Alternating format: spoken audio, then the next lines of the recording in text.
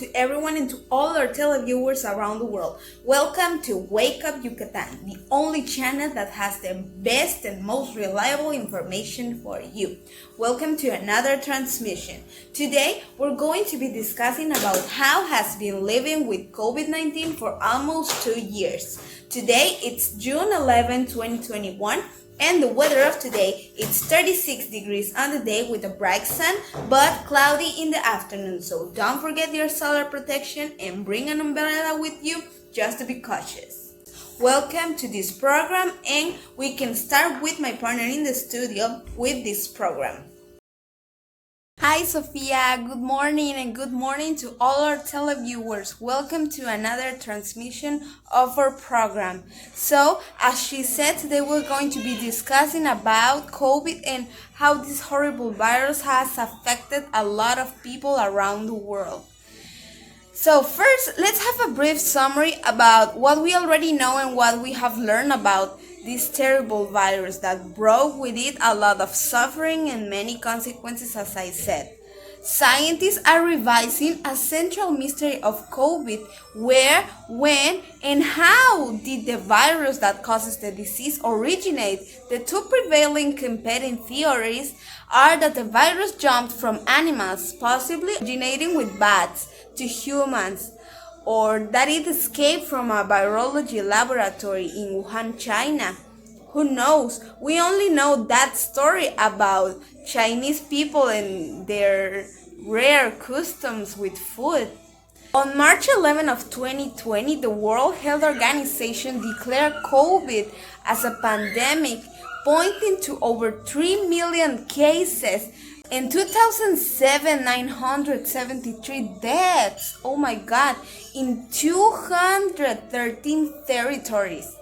The infection hasn't only become a public health crisis, but has also affected the global economy.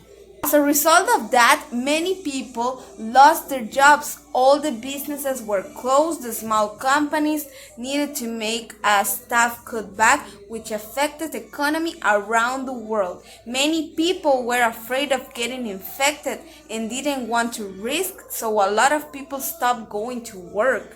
Significant economic impact has already occurred across the globe due to reduced productivity, loss of life, business closures, trade disruption, and decimation of tourism industry. The Yucatan economy's main sectors experienced a dramatic collapse in the first 6 months. More than 20,000 formal jobs have been lost in the state of Yucatan so far.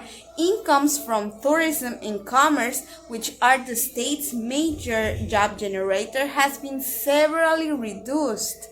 According to the quarterly report, as a result of the collapse of economy activity in the first 6 months of the year, 9,007 jobs were lost, representing a decrease of less 321.5% over the 8,000 jobs generated in the same period in 2019. Oh my god, that is an amazing difference.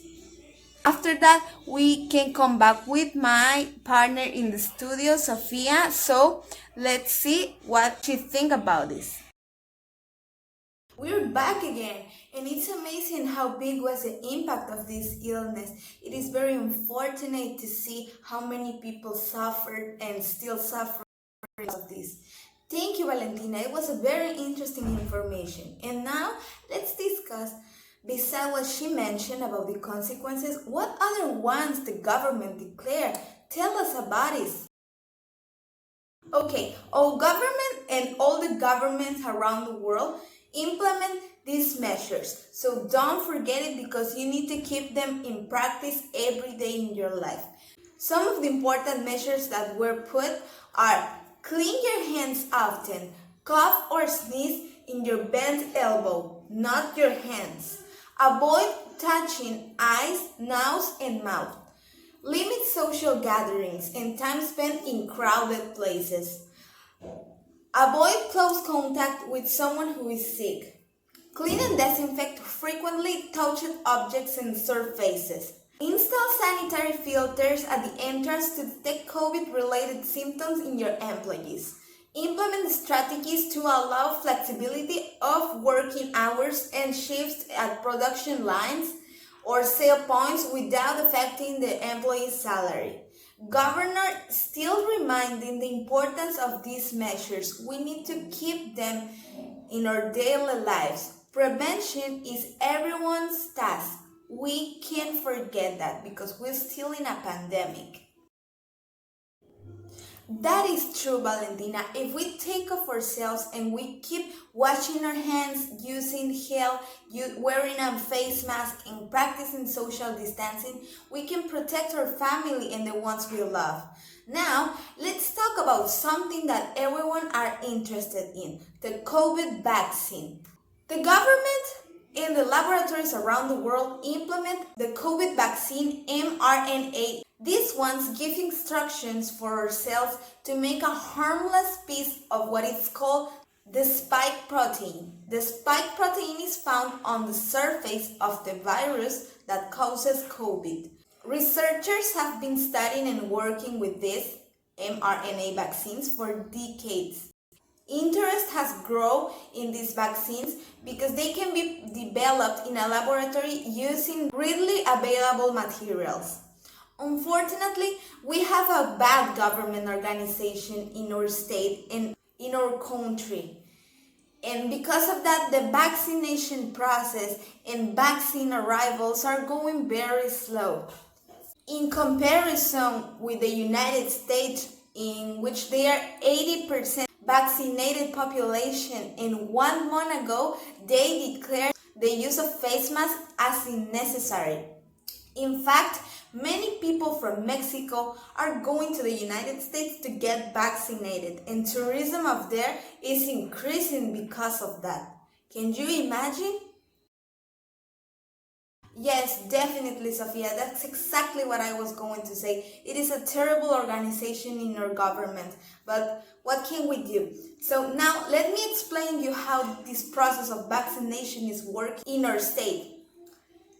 It started with the people from 60 years to older to get the first shot of vaccine.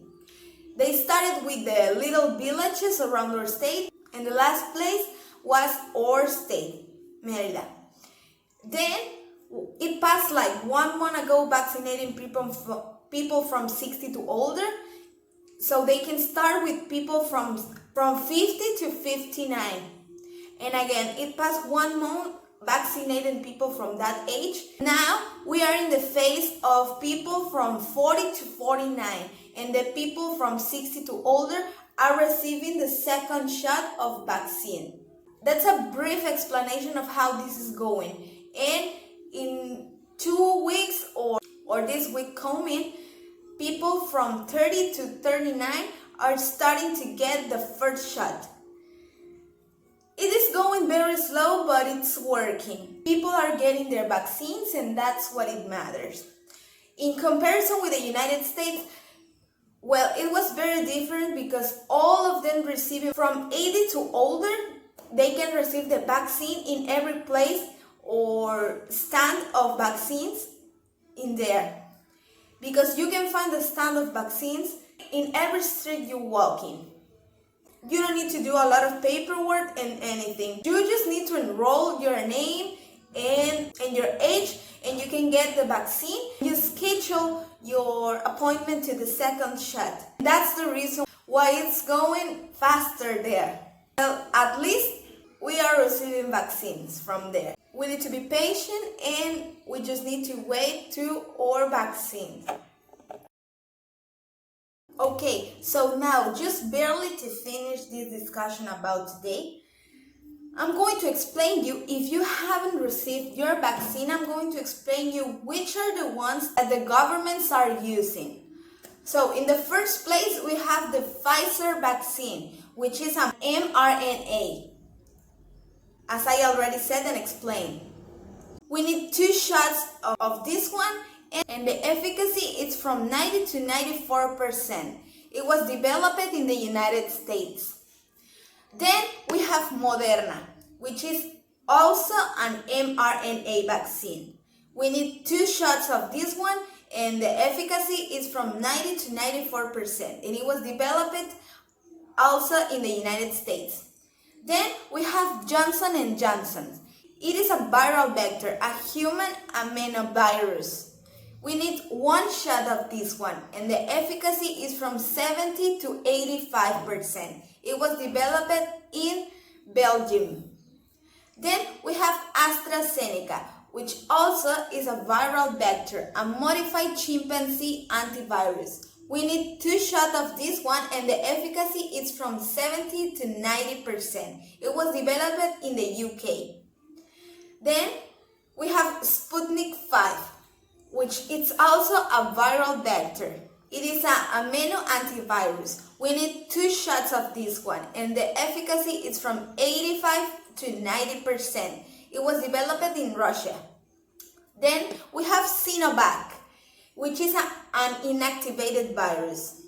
We need 2 shots of this one, and the efficacy is from 67 to 75%. It was developed in China. Then the 7th one, we have Novavax, which is a protein based. We need 2 shots of this one, and the efficacy is from 85 to 89%. It was developed in the United States. We have the last one, which is Covaxin. It is an inactivated virus vaccine, and we need 2 shots of this one, and the efficacy is from 70 to 80%. It was developed in India.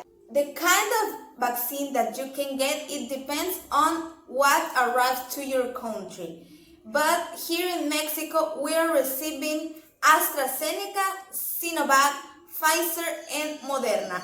And I hope we can all be vaccinated. But for now, we need to stay safe in our houses and take care of the ones we love. Thank you so much, Valentina. I'm sure that a lot of people will be grateful with that information because it was really helpful. And as you said, I hope the world stop coronavirus and we can stop getting infected. And as you said, just for now, we need to keep taking care of ourselves, staying at home, practicing social distancing, wearing a face mask. Remember, don't touch your face, wash your hands frequently, don't go out if you don't need it. And if we keep practicing these measures, I'm sure that we'll get out of this together. Because this is a fight for everyone and everyone are dealing with this. But I'm sure if we keep taking care, we'll overcome these horrible times. We're all in this together and we are a team. We need to support the ones we love. Thank you so much, Valentina, for joining us today. And thank you for all the televiewers to be with us. We'll see you in the next program. Thank you so much. My name is Sofia Montalvo and this is Wake Up Yucatan, the only channel that has the best and most reliable information for you. We'll see you tomorrow.